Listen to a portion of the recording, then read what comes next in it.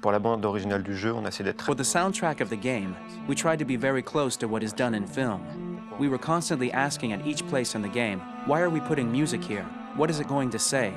So we focused the music on bringing emotion, which is interactive and supports the character's arc. I'm sorry, honey. I'm sorry. I'm sorry. You know I love you, don't you? You know I love you. We make games that are very narrative. We're really into interactive drama. So the soundtrack also had to go in that direction, supporting the three characters' very different stories. We really wanted three colors, three musical sound identities, and from there, having three composers made sense, since the story of Kara, Marcus, and Connor are all completely different.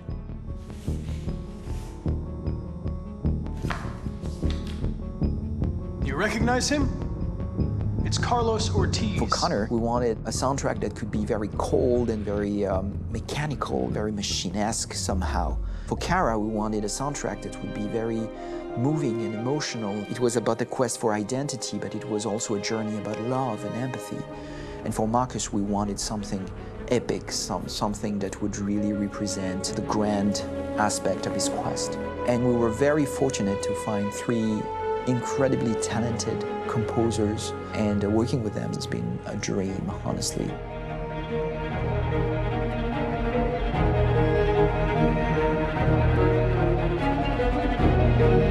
My name's Philip Shepherd, and I'm a composer and a cellist and a producer. And today we're at Abbey Road Studio One, which is my favourite studio in the world. And today we're recording the soundtrack for Kara from Become Human.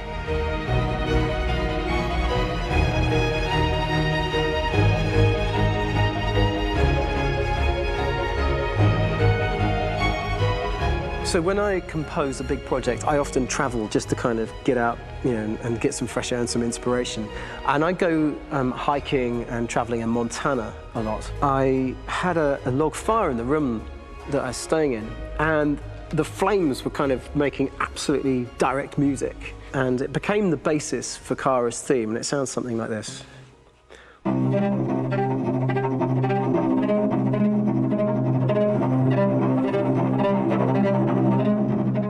Now, over the top of that, I found a little theme that just seemed to fit over the top, which is taking Kara's name, Kara, and just using like a two-syllable motif, and it sounds like this. We're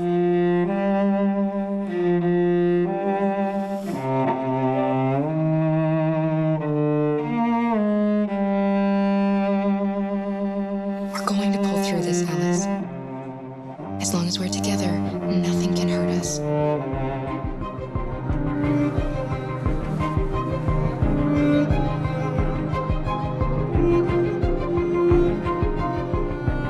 And all the time that's fitting over.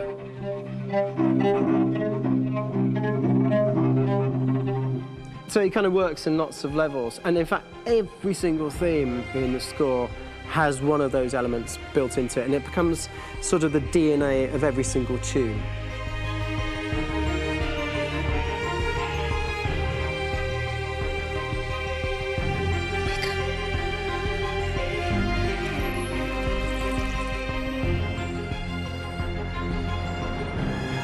For me, writing this theme for Kara, I actually had to tap into what it feels like to be a father to daughters. I really had to tap into everything I feel about my daughters and thinking, well, if I had to write music for them and that sense of trying to protect them but also give them the freedom, that's totally where it came from. Because each composer has been given the sort of narrative responsibility for very different characters, I haven't had to sort of go into other styles. I can actually be very loyal to this particular character and sort of hopefully encapsulate her. But it means also I've suddenly become very connected to this character. And if for some reason it goes to game over early, I'm going to be mortified, you know? They're over there! Starting a new project, for me personally, it's always finding the right tone, finding the right color, I like to call it. For me, it's finding that right texture that actually sits against picture really well. One of the biggest things is I created custom instruments for Connor.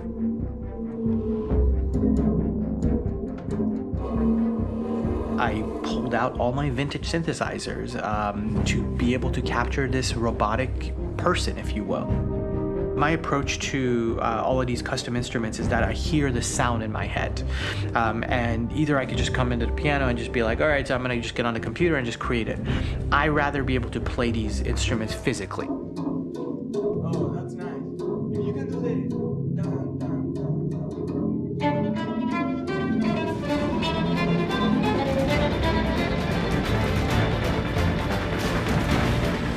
As soon as you see Connor the first time, there is a really interesting thematic idea that you hear, and that's just made out of a Moog synthesizer, but completely manipulated in multiple ways. And it's robotic. It has a little bit of an emotional to it. He's on his mission, so you feel that as well. So it just kind of gives you that cold, motionless, with a mission in hand that you kind of feel throughout the whole thing.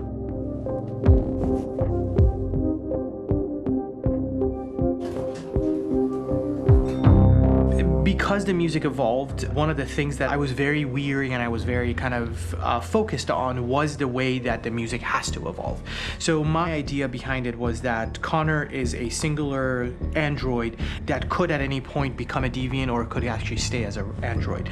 So I created a more or less an Connor theme, and then I was able to just manipulate it in different aspects of it. Is everything okay, Lieutenant? Chris was on patrol last night. He was attacked by a bunch of deviants. I'm a human being writing for a robot, and throughout Connor's journey, he meets someone, he meets a partner. So how do you deal with a robot feeling? And I've met a partner that I'm gonna work with, or all of a sudden he sees a dead body. Does this robot have an imagination? Does this robot have a feeling? And if yes, how do you translate that into non-emotional music? So it basically at any point I was just like, I can't do this, and then I just do it. Property was damaged and fires continued to rage in several major districts across the city. Some people are asking, have androids become a threat to our security? When I first started really digging in on Marcus, the one thing that I really tried to capture was the transformation process. You know, Marcus is this android that evolves over the course of the game and really goes from kind of figuring out that he's more than just an android. You know, he's starting to develop kind of a human soul in a way. Try to imagine something that doesn't exist, something you've never seen. Now concentrate on how it makes you feel and let your hand drift across the canvas. The other side of Marcus that I really latched onto was that he almost became a savior for a lot of the other androids in the game. So when I started developing the theme for Marcus, I really made it like a church hymn.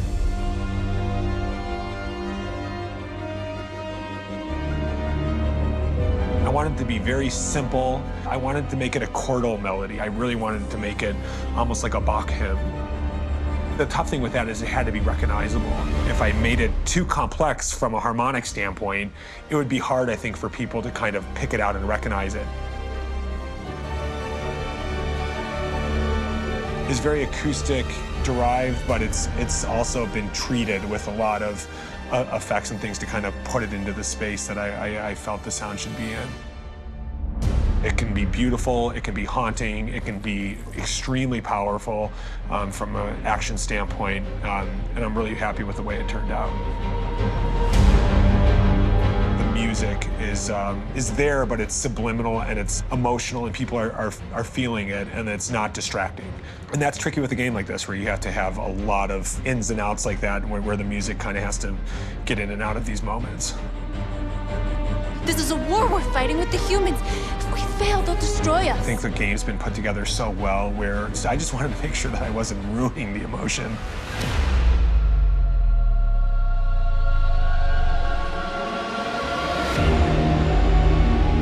I gotta be honest, when we first started on this path, I said, oh man, this could be pretty messy, you know? I mean, it could feel disconnected, but I mean, it's amazing how they really guided us and got us to really kind of all be in the same world, but at the same time feeling completely different. So it's really gonna stand out and kind of be one of those games where people are really gonna notice the music and kind of how it was crafted and, you know, and all the hard work that went into being able to pull it off in a graceful way.